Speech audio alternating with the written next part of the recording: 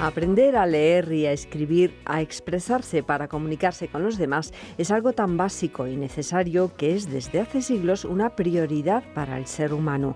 Pero hay otros lenguajes que también podemos utilizar, todos.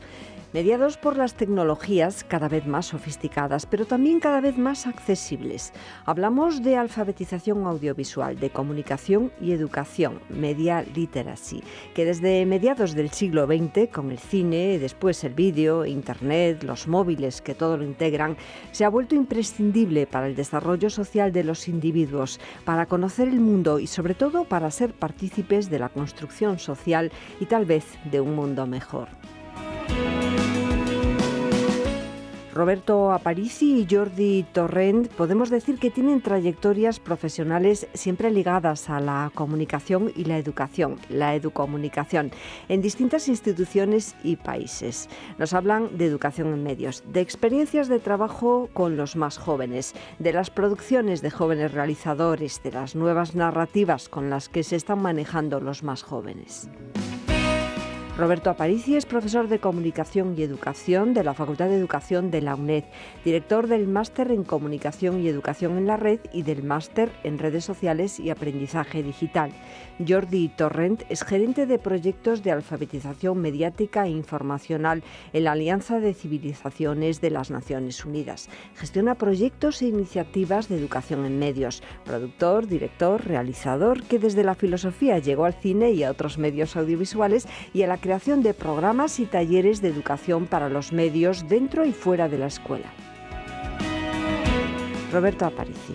Las influencias de Freire, Freinet, Jean Cloutier, entre otros, a nivel teórico, han dado sus frutos y podemos comprobar que desde hace unos años muchos jóvenes han dejado de ser receptores de los medios para ser realizadores, para ser productores, para ser creadores. En el contexto anglosajón se denomina Young Filmmakers. Jordi Torrent, ¿qué nos puedes decir sobre esto, sobre este movimiento? Bueno, ante todo, muchísimas gracias por invitarme y realmente es un placer estar con vosotros. Curiosamente, ¿cómo llegué yo a en este campo, ¿no? de la educomunicación, la educación en medios, etcétera? En el 88, el Departamento de Educación de Nueva York me contrata como realizador para hacer una serie educativa en las escuelas, que luego ellos pasarían en la televisión, un canal de televisión que el Departamento de Educación tiene. Y entonces yo en el 88 voy a las escuelas con los equipos, aquellos enormes equipos de 3/4 de pulgada, con enormes cámaras, enormes magnetoscopios, una cosa con muchísima luz. Y voy a las escuelas, entro en las aulas y me siento como una especie de ejército invasor con los niños pequeñitos, eran niños jóvenes de 10 años, de 12 años, 9 años. De repente me sentí muy incómodo, realmente. Me sentí muy incómodo de estar con aquellos tanques, que aquellas cámaras parecían metralletas y estaba realmente muy mal.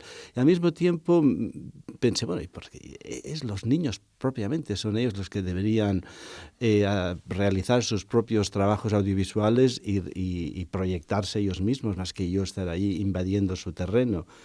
Paralelamente también a través de esta experiencia, conocí a maestros, educadores que estaban haciendo un trabajo excepcional, un trabajo muy interesante, por lo que me interesé, viniendo del mundo, digamos, de la producción, me interesé por el mundo de la educación. Yo tengo una formación filosófica, pero estuve más trabajando en la producción. Y a partir de ahí estuve trabajando, decidí compartir mi trabajo de realizador audiovisual con mi trabajo de educador, de educación. Y empecé a investigar qué era el mundo de la educación en medios, etcétera. Conecté con los trabajos de George Gardner. George Gardner fue un poco la introducción para mí, que como sabes fue la primera persona que escribió una tesis doctoral sobre la televisión y se interesó mucho en el trabajo socializador de la televisión. René Hobbs también estaba muy activa, empecé a conectar con René Hobbs. Seguí unos cursos suyos en el Teachers College en Columbia University sobre el tema de la educomunicación, la educación en medios, y entonces empecé a trabajar también como asesor en el Departamento de Educación de Nueva York, pero ya ahora trabajando con educadores y niños y creando vídeos. A partir de finales de los 80 teníamos un programa de televisión, y una cosa que era interesante y que estuve comentando el otro día es que vi un cambio importante que ahora se ha multiplicado, que es la importancia de lo económico en nuestra sociedad y en los jóvenes. Y bueno, cuando empezamos a hacer vídeos con los niños en los 89, 88, 90, y les decía a los niños, mira, estos vídeos que estamos haciendo, conjuntamente desarrollamos el guión con ellos, yo les enseñaba las técnicas básicas de cámara, ellos lo hacían, hacíamos montaje juntos, etcétera. Va a pasar por televisión, que es fantástico, porque los niños luego salían de la escuela, iban a casa y podían ver lo que habían hecho en la escuela. Y los niños estaban muy ilusionados con esto. Pero a principios de los 90, recibo de respuestas de niños, dice, bueno, si va a pasar por televisión, pues me vas a pagar, ¿no? Y también la pregunta, ¿y cuánto cuesta esta cámara? ¿No? ¿Esta cámara cuánto dinero? Entonces, esto es una anécdota, pero yo creo que refleja mucho el mundo en el que estamos, en que lo comercial está tomando en el mundo, en nuestra sociedad, pero obviamente en el mundo de la comunicación, un espacio muy, muy importante. Estamos a fines de los años 80, inicio de los años 90. ¿Cómo caracterizarías a estos jóvenes realizadores? ¿Qué cosas se hacían? ¿Cómo era el espíritu de la producción? ¿Qué pasaba en las escuelas en esos momentos? Bueno, mira, yo realmente, como sabes, es muy difícil introducir nuevos temas en las escuelas. Los maestros están con una presión enorme de seguir los currículums, no hay espacio para poner nuevas. Entonces, lo que yo siempre hice fue trabajar con los maestros y los directores de las escuelas y mirar en el currículum, los distintos currículums, dónde podría entrar la producción audiovisual. Entonces trabajaba mucho en lo que sería language arts, sería, no sé, literatura, lenguaje, también en los programas de arte. Entonces, de ahí entra fácilmente, y obviamente en los programas de historia y de educación social, digamos, ¿no? Y de ciudadanía.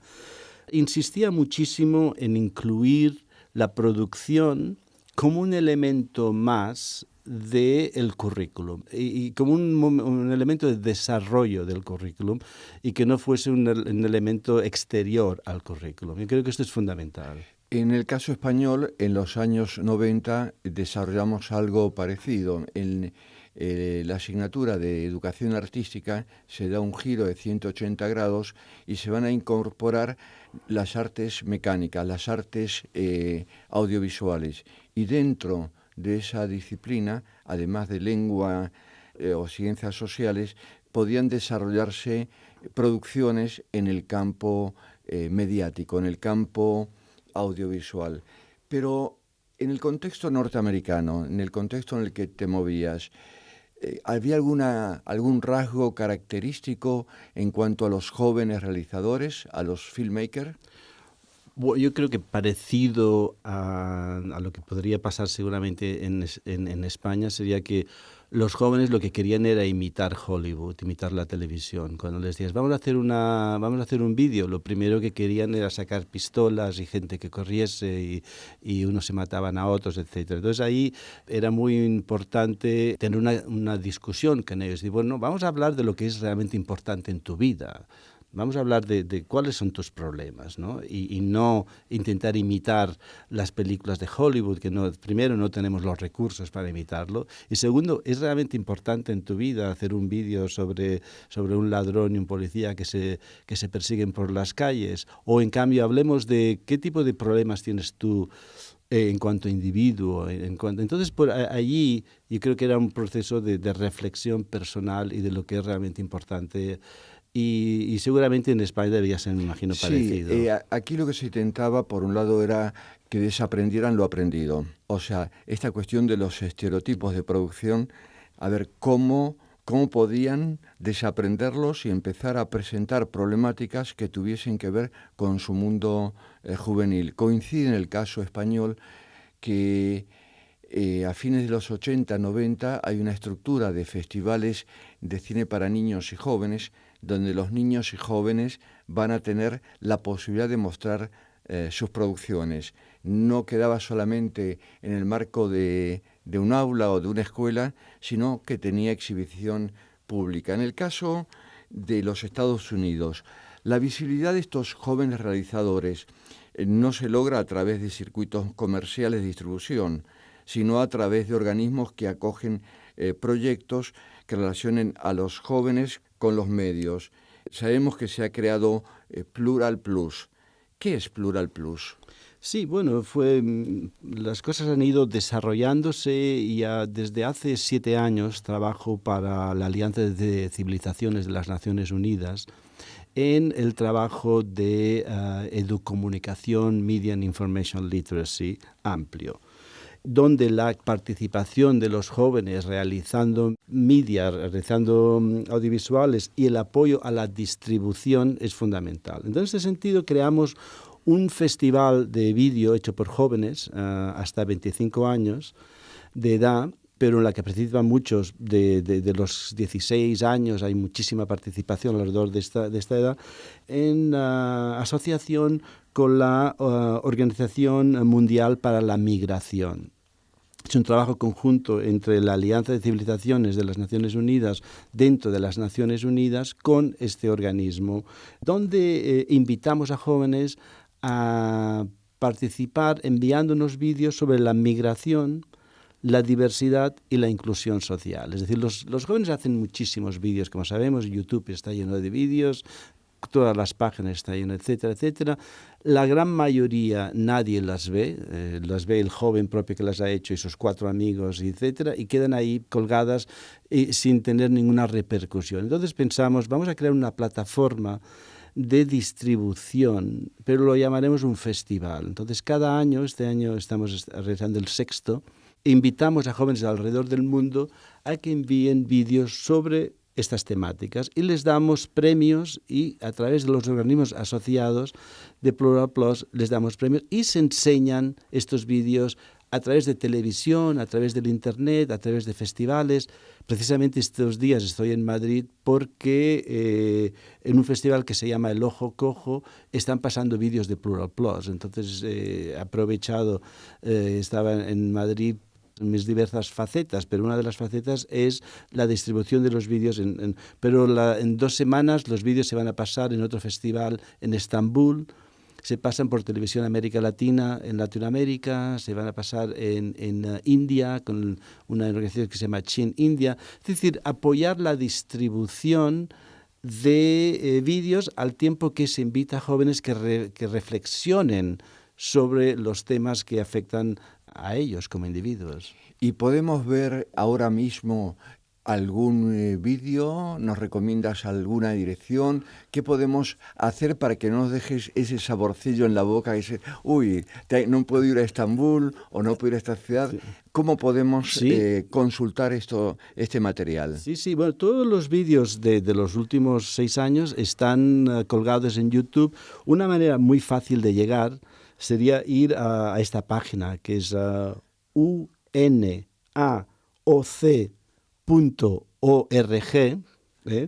uanoc.org/Plural Plus. Y allí todos los vídeos están colgados, allí los podéis ver. No solo esto, sino que este año hemos tenido la suerte de tener una pequeña ayuda de la Open Society Foundation, en la que estamos desarrollando guías de discusión sobre estos vídeos en 4 lenguas, en inglés, castellano, francés y árabe. Por lo que educadores formal o informalmente podrán pasar estos vídeos, que son cortos, son todos máximos de 5 minutos, y al mismo tiempo tener unas guías de discusión.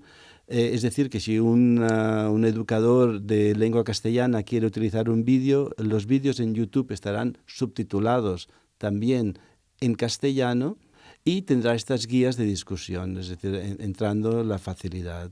¿Nos podrías destacar algunos de ellos? Bueno, por ejemplo, hay uno que es un vídeo musical que viene de Kenia y está hecho por jóvenes refugiados en Kenia, jóvenes de Ruanda, refugiados en Kenia y que hicieron un vídeo que se llama el llamado del refugiado. Y creo que jóvenes les va a gustar porque es musical, es casi un poco rapero, etcétera, y musicalmente les va a interesar muchísimo. This is a song for all refugees all over the world, highlighting their struggles, hardships and pain, all caused by war, all caused by human conflict.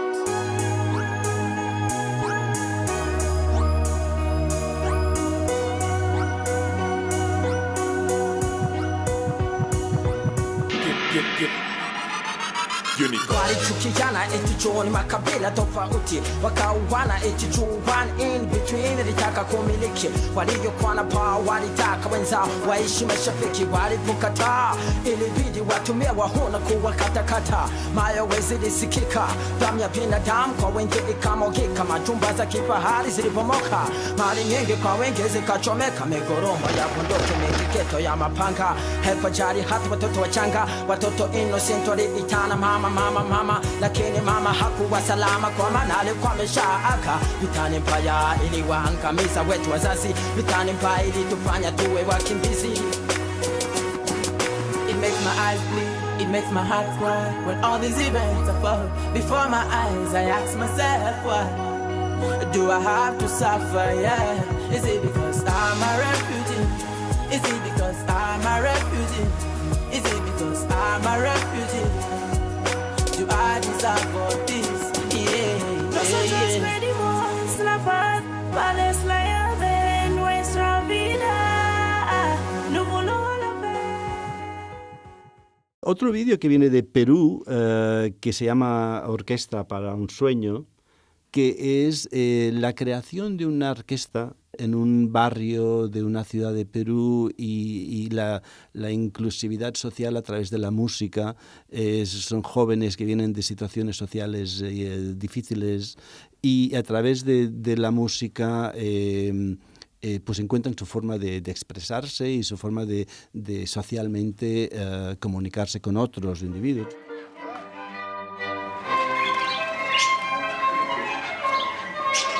Yo comencé desde que tenía 6 años preso a un problema que tuve en mi autoestima.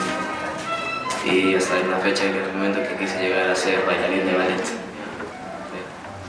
conllevó a que mi padre pensara que me estaba volviendo homosexual, pero en realidad es el amor al arte que tuve en ese entonces. Después de eso comencé a tanto pensar que yo quería estar en bailarín de ballet. Mi papá conllevó a la idea de meterme al colegio militar en 3er año. Y eso, hasta el tal punto que de mí mi papá me llegó a maltratar en el cuerpo, o sea, me llegó a golpear. Tengo todavía algunas cicatrices. Después de eso me metí a un mundo donde no podía yo tampoco salir ni escapar, porque se me volvió un vicio, que fue el alcohol. Hasta el momento en que llegué acá, justo donde ahora estudio música, que es un lugar muy hermoso, porque acá me cambió la vida. Al final de cuentas, yo soy quien soy y nunca voy a dejar que mis sueños se frustren. Este es un proyecto. Hay uno que viene de España, que se llama Juntos para Colaborar, que este es muy interesante, es un proyecto que viene de un grupo de Sevilla, pero que han desarrollado un proyecto global con educadores de Marruecos, de Bolivia, de Perú, de Colombia, y el resultado final es el intercambio entre estos niños de estos distintos países y la creación de este vídeo. Somos más de 7.000 millones de personas en nuestra Tierra. Uf, cuánta gente. Pero las condiciones de vida son muy diferentes. Hay mucha gente que está muy, muy bien. Pero todavía muchas personas son muy pobres. Esto lo tenemos que cambiar. Tenemos que unirnos y ayudarnos los unos a los otros. Donde quiera que vivamos, como quiera que seamos, da igual, porque todos somos hermanos. Todos vivimos en el mismo planeta. Y lo que nos pase A unos nos pasará a todos. Tenemos que reducir la pobreza en el mundo. ¿Y cómo lo hacemos? Esto solo es posible con una buena educación para todas las personas. Todos los niños tenemos que tener una escuela. Y los medicamentos deben estar disponibles para todo el mundo. También el comercio tiene que ser más justo. No puede ser que haya países muy ricos y otros muy pobres. No es justo. Muchas veces los países ricos se aprovechan de los pobres. Tenemos que cambiar esto. Son 3 ejemplos o 4 ejemplos distintos que nos ayudaría a entender bien de qué va Plural Plus. صحنه‌های خیلی بد را دیدن و باید خیلی متاثر باشن ولی نه با وجودی از کوشش می‌کنن تا هم آینده کشور خود و هم آینده خود بسازن. ما می‌خواهیم تا در آینده کشوری بسازیم که هیچ چیز نتواند به کودکانش آسیب برساند. Este es el resultado, pero ¿cuál ha sido el proceso previo? ¿Cómo estos jóvenes realizadores, estos young filmmakers, han llegado a esto? ¿Qué conocimientos tienen sobre la imagen? ¿Qué ha hecho la escuela o la institución donde están estudiando para que tengan los conocimientos del lenguaje de la imagen? Es decir, ¿cómo se convirtieron en jóvenes realizadores?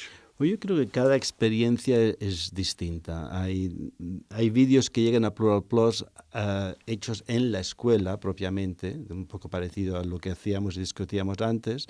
Y del año pasado, por ejemplo, un vídeo que llegó de Francia, muy interesante, en la que el ayuntamiento, creo que es de Toulouse, el ayuntamiento de Toulouse facilita la inserción dentro de los horarios escolares en distintas escuelas públicas de Toulouse la creación audiovisual a través de un organismo independiente en el que participa. Por ahí sería una forma, digamos, muy canalizada y muy estructurada. Otras, la mayoría de las veces, son producciones que vienen de lo que se llama informal education, ¿no? La educación informal, son de programas después de la escuela, ¿no? A menudo como modo de inserción social, de socialización, de proveer de empoderamiento de los jóvenes, ¿no? La creación de los medios como una forma de empoderar al individuo y poderse autorrepresentar más bien que ser representado por otros, ¿no? UNICEF tiene un programa muy interesante que se llama One Minute Junior, en la que viajan alrededor del mundo, normalmente en zonas de países en desarrollo, y ellos proveen una semana de taller, de producción, en el que al final sale una serie de vídeos de 1 minuto. Y ahí también recomendaría a la gente que nos está escuchando, que están interesados en estos temas, que miren One Minute Junior en UNICEF, porque hay muchísimos vídeos. Al mismo tiempo, también estamos recibiendo cada vez más vídeos hechos con móviles, ¿no? O sea, realmente la capacidad y el desarrollo de las nuevas tecnologías permite a jóvenes, a individuos, hacer vídeos pues con lo que tengan. Si tienes un móvil, puedes hacer un vídeo, porque seguramente muchos de los móviles vienen con unas programita que te permite incluso editarlo. Entonces, hay algunos vídeos muy bonitos que han llegado hechos con móviles, editados en móviles, subidos a YouTube directamente desde el móvil, y luego los bajamos nosotros y los incluimos en el programa.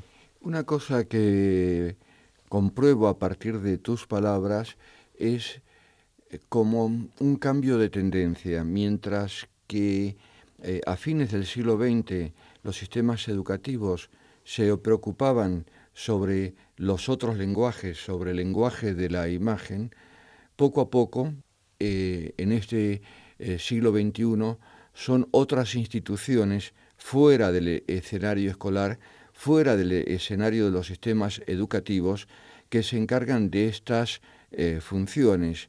Hay un descuido de los sistemas institucionales de algo que es clave para comprender la cultura contemporánea, para comprender y practicar la cultura contemporánea. ¿Cómo ves tú, Jordi, esta tendencia y qué consecuencias tiene este descuido de los gobiernos que no se encargan del tema de la educación mediática? Bueno, esto es una pregunta muy importante y difícil de responder ampliamente, ¿no? Pero luego, en todo caso, hablaré de un proyecto que tenemos sobre las nuevas tecnologías, como son las apps y los videojuegos, etcétera. Pero respondiendo un poco directamente, yo creo que tenemos una obligación en cuanto a individuos, en cuanto a generación que está formando la próxima generación, de ir con mucho cuidado qué valores estamos pasando y qué valores estamos promoviendo, ¿no? En este sentido, estaba leyendo ahora hace unos minutos, mientras estaba un texto de Ronsack de El culto a la información. Entonces, respondiendo un poco a tu pregunta, dice, él distingue entre las máquinas cuando procesan y lo que hace la mente cuando piensa. Entonces ahora estamos en un momento que es fundamental reflejar en esto, ¿no? Porque la educación, los sistemas educativos tienen la tendencia de pensar que si se les enseña a los niños cómo utilizar el ordenador, o ahora recientemente he visto que en España hay un nuevo proyecto de enseñar a los niños cómo hacer una app, pero nos quedamos en la parte técnica y tecnológica de este aprendizaje, lo que estamos haciendo es básicamente confundir, como decía Ronsack, el proceso de las máquinas con lo que hace la mente cuando piensa, ¿no? O sea, la razón y la imaginación, estoy parafraseando Ronsack, son facultades que la escuela debe exaltar y fortalecer. Y corremos el riesgo de verse diluidas con imitaciones mecánicas en grado inferior. Entonces, en este sentido, es importantísimo que las nuevas tecnologías, que ya no son ni nuevas, son las tecnologías, lo que hay, los nuevos lápices con los que escribimos, estén en la escuela, pero tengamos muy presente que si no enseñamos al mismo tiempo la distinción entre pensamiento, reflejo, el pensamiento crítico, enseñando las tecnologías, lo que hacemos de alguna manera sería como enseñar lenguaje, pero sin enseñar y pensar literatura. Son dos cosas distintas, ¿no? O sea, nos enseñaron a leer y a escribir, pero luego había una clase de literatura en la que se reflejaba sobre los autores, se reflejaba sobre los estilos, se reflejaba sobre distintas literaturas de distintos países, etcétera. Entonces, si lo que estamos haciendo ahora es solo enseñar lenguaje, pero no literatura, la calidad humana, el futuro de nuestra humanidad bajará terriblemente en calidad y posiblemente no ayude a disminuir los conflictos que estamos viendo alrededor nuestro. Sí, de alguna manera lo que tú dices es que el sistema está basado en la enseñanza de la técnica, pero no en la comprensión de la técnica. Está basada en un mecanismo de carácter, una percepción, una concepción tecnocrática y no en una concepción de la informática como un lenguaje, así como aprendemos el japonés como segunda lengua, el inglés o el árabe.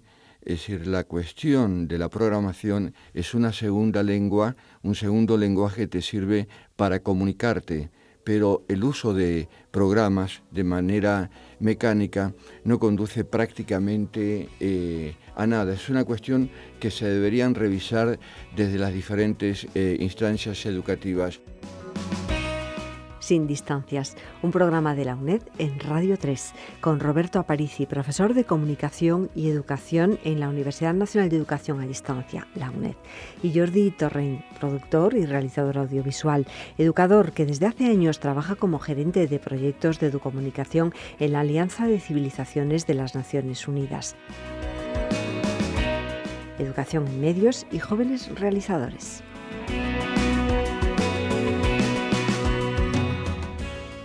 Jordi, tú decías hace un momento esta eclosión, por un lado, que tuvimos desde los años 80 hasta ahora de los vídeos, que pasa a su vez del vídeo analógico a los vídeos digitales. Ese es un amplio campo que usan los jóvenes realizadores. Pero además de los vídeos, comentabas que están las apps, que están las nuevas tendencias que se dan en el escenario digital. ¿Qué nos puedes decir en este sentido lo que está haciendo ahora mismo la Alianza de las Civilizaciones?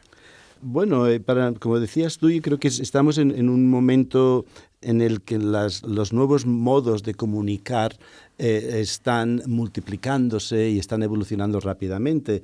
Y con ello también lo que está cambiando es nuestro marco de referencia. De alguna manera estamos pasando de una sociedad descartiana, de pienso, luego existo, en el que está el proceso de reflexión, a una sociedad en la que me comunico, luego existo.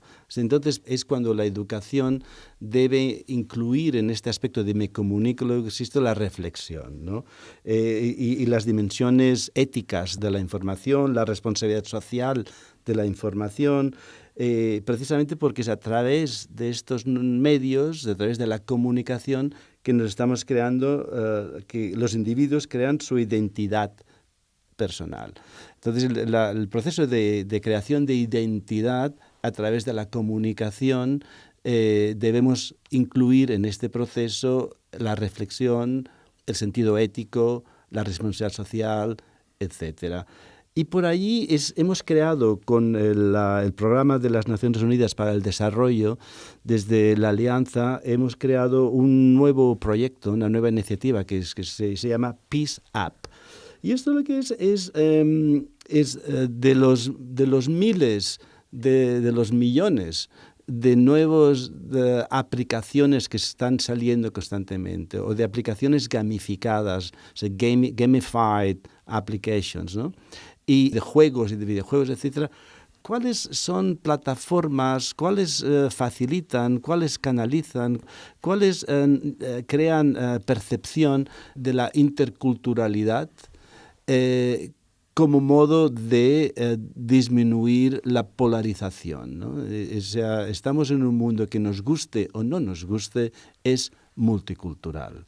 Y si no creamos plataformas que faciliten el desarrollo pacífico y el desarrollo de la interculturalidad y la diferenciación y la heterogeneidad en nuestra cultura, lo que creamos son más polarizaciones que se desarrollan en conflictos violentos y en la que el futuro de la humanidad sería el futuro del desastre.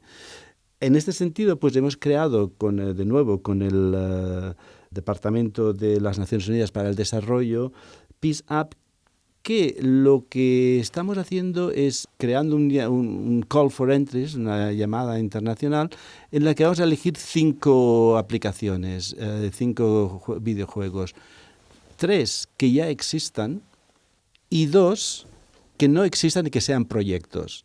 Y a los que ya existan les vamos a dar un pequeño premio económico, además de facilitarles la plataforma de desarrollo que puedan enseñar. Y los que no están, que están como proyecto, el premio consistirá también en conectarlos con la industria, conectarlos con organismos que están desarrollando juegos y apps para que puedan desarrollarlo. El MIT es uno de nuestros asociados, Games for Peace, Learning Games. Hay como 6-7 organismos asociados a esta iniciativa y en la que, de nuevo, lo que estamos proponiendo es una plataforma que facilite el acceso a estas nuevas apps y nuevos videojuegos. ¿Qué características tienen estas apps y videojuegos? Bueno, mira, es interesante porque al mismo tiempo, en ningún momento en esta nueva iniciativa que hemos lanzado lo llamamos que es un proyecto educativo o que es un proyecto de educación en medios, es de comunicación. De alguna manera es un proyecto lúdico. Y porque la gente y los jóvenes, si se encuentran con una app que es aburrida, pues no conectarán y pasarán a otra cosa. Lo mismo con los videojuegos. Y ahí está, digamos, el challenge. ¿Cómo se dice challenge en castellano? Perdonadme, pero yo a veces pierdo como vivo en fuera tantos años, me sale el inglés. Pero es la dificultad de encontrar y combinar un proceso que ayude a la comprensión de los otros y a reflejar en este proceso y al mismo tiempo sea divertido el hacerlo. Hay muchas iniciativas que lamentablemente no son conocidas, porque, entre otras cosas, los videojuegos, como sabes, son los que están triunfando, son proyectos económicos industriales de millones y millones y millones de dólares y euros. O sea, actualmente los videojuegos son mucho más caros que las películas. Estos videojuegos que todos conocemos son estructuras económicas de cientos de millones de dólares detrás, creándolos y luego distribuyéndolos. Entonces, lo que estamos haciendo es crear un espacio en este mundo que está cubierto por la economía global para facilitar, dar a conocer estas otras opciones. Videojuegos y apps son las nuevas narrativas, son las narrativas en las que está creciendo la nueva juventud y en la que, por otro lado, a través de los teléfonos móviles, en muchas partes del mundo es más fácil conectarse a través del Internet móvil que encontrar agua potable o encontrar aseos. Entonces, y se está creando pues la formación de los individuos a través de lo que están recibiendo del Internet, ¿no? Yo me quedo extremadamente preocupado con lo que tú dices, pero por un lado tenemos macroorganizaciones como las que mencionas, de que podéis desarrollar o potenciar este tipo de actividades. Pero a nivel de aula, ¿qué se puede hacer? Tú conoces España, es decir, lo que estáis haciendo en Nueva York es fantástico, tiene una cuestión de expansión para todo el mundo, pero ¿qué podemos hacer en una escuela, en una universidad, aquí en España, en América Latina, es decir, en diferentes contextos? ¿Qué cosas concretas se pueden hacer? ¿Se pueden hacer en primer lugar? ¿Y cómo se podrían hacer? Bueno, yo creo que empezaríamos por, de alguna manera, influenciar, dar a conocer, pedir a los diseñadores de las políticas educativas que sean conscientes de lo que estamos hablando, que reflexionen e incluir dentro de los currículums de las escuelas estos tipos de iniciativas. Y fácilmente, porque por mi propia experiencia, fácilmente estas iniciativas se conectan con el currículum que ya tenemos ahora. O sea, no hay que reinventar la rueda, simplemente lo que hay que hacer es desarrollar los currículums. Necesitamos una nueva política educativa en la que incluya estos conceptos. En este sentido, el primer paso sería educar a los educadores.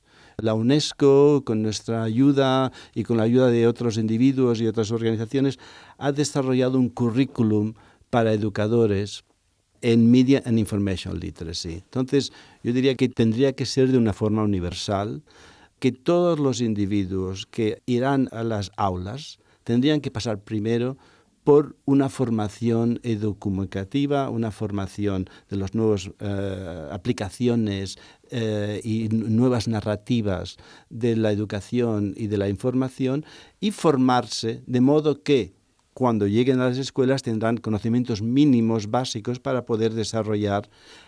Paralelamente, los currículums de las escuelas deberían reflejar esta nueva influencia.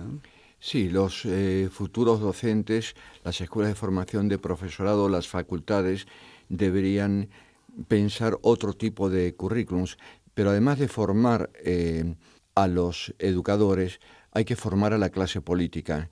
La clase política desconoce este tipo de cuestiones y hay una tendencia de la vuelta a lo básico. a las operaciones fundamentales, y las operaciones fundamentales han sido totalmente superadas con la complejidad del mundo contemporáneo. En las escuelas y en las universidades no existe el mundo contemporáneo prácticamente. Se enseña de acuerdo a un modelo industrial que corresponde al siglo XIX o XX. Hay como una lucha entre el mundo que hay dentro de las escuelas y el mundo que hay fuera de las escuelas. Digamos que en la cultura oficial no hay espacio para las narrativas, los discursos, los relatos de otra naturaleza que los convencionales, mientras que la cultura popular está en la avanzadilla. La cultura popular practica, experimenta, juega, aprende entre ellas y aprende cosas que en la propia institución escolar no tiene lugar. ¿Cómo podemos superar esta brecha? Porque esto sí que es una verdadera brecha entre el mundo escolarizado y el mundo fuera de las escuelas.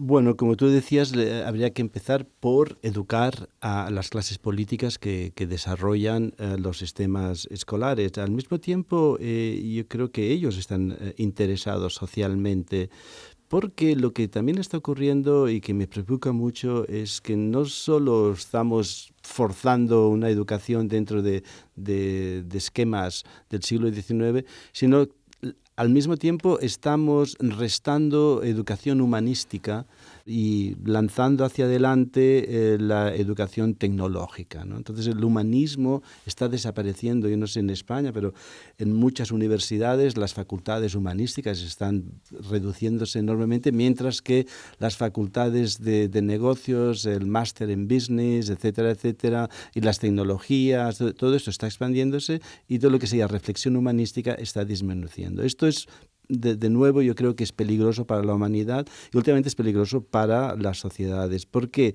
al mismo tiempo no es que los estereotipos culturales hayan desaparecido, sino lo que están haciendo es están cultivando.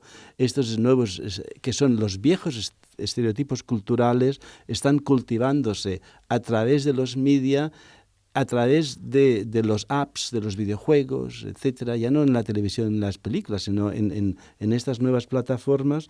Y estos estereotipos culturales lo que crean es básicamente polarización, crean conflicto, crean guerras. Y últimamente, a no ser que estés en el negocio de la guerra, a los gobiernos a lo que les interesa es una paz sostenible. Entonces, yo veo la educación en medios como otro modo de humanizar la educación y de facilitar el desarrollo de una paz sostenible, de una representación de los individuos en sistemas realmente democráticos. Es decir, es un proceso mucho más amplio en el que también entrarían pues las revoluciones ecológicas, nuevas fuentes de energía, la representación de comunidades indígenas. Es decir, el cambio escolástico forma parte de una cosa mucho más amplia en la que incluiría pues el control de especulaciones económicas, es decir, es mucho más amplio, ¿no? Pero no creo que tengamos otra opción, es decir, estamos en un momento en la que tenemos que hacerlo o los resultados serán desastrosos. No quiero llamar al apocalipsis, pero ya vemos lo que está pasando alrededor del mundo, ¿no? Hay demasiadas guerras, demasiados conflictos, demasiada gente sufriendo y tenemos que realmente ver qué opciones podemos dar a esto. Como tú dices, Jordi, no tenemos otra opción. Muchas gracias por estar con nosotros. Un placer, gracias a vosotros.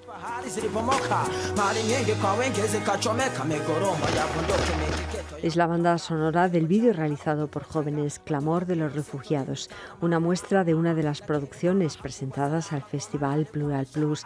Y con ellos concluimos este espacio sobre educación y comunicación, en el que nos hemos acercado al desarrollo de la educación en medios y a las producciones de jóvenes realizadores, y en especial de las iniciativas de Naciones Unidas para promover la producción y difusión de las producciones en las que los jóvenes pueden expresarse, reflejar sus inquietudes, comunicarse y difundir su visión de lo que está pasando. savoir this. Nosotros pedimos la paz, Palestina de nuestra vida. Nous voulons la paix. Vous êtes là, vous ignorez, vous oubliez quand nous sommes toujours là. Nos visages vous adressent un message. Les enfants pleurent, on souffre, on a peur de bon, on cherche, on marche, mais pas d'éducation ni protection. Low places so hopeless, homeless. Many struggles in the jungle. I see my mama crying, my young sister begging. Day by day, nakumbuka all the streets on the way. I don't remember anything.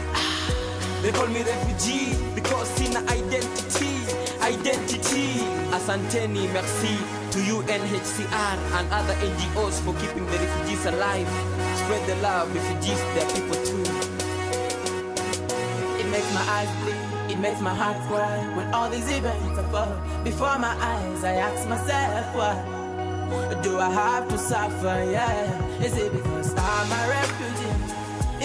Proyectos promovidos por la Alianza de Civilizaciones de las Naciones Unidas, como Plural Plus, un festival de vídeos hecho por los jóvenes que hablan de migración, diversidad cultural e inclusión social, y el más reciente, el proyecto Peace Apps, que busca promocionar juegos digitales y aplicaciones gamificadas como espacios para el diálogo intercultural y la gestión de conflictos. Pondremos enlaces en canal.uned.es a estos y otros proyectos.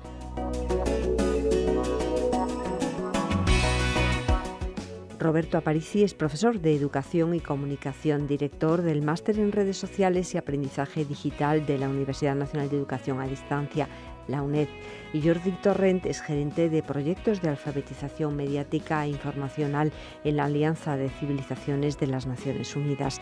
Gestiona proyectos e iniciativas de educación en medios.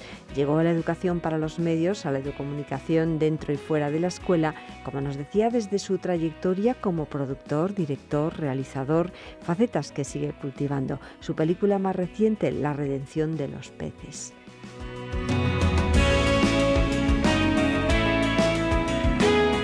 Sin distancias, un programa de la UNED en Radio 3 y cuando quieras en canal.uned.es, en rtv.es/UNED y en YouTube UNED Radio.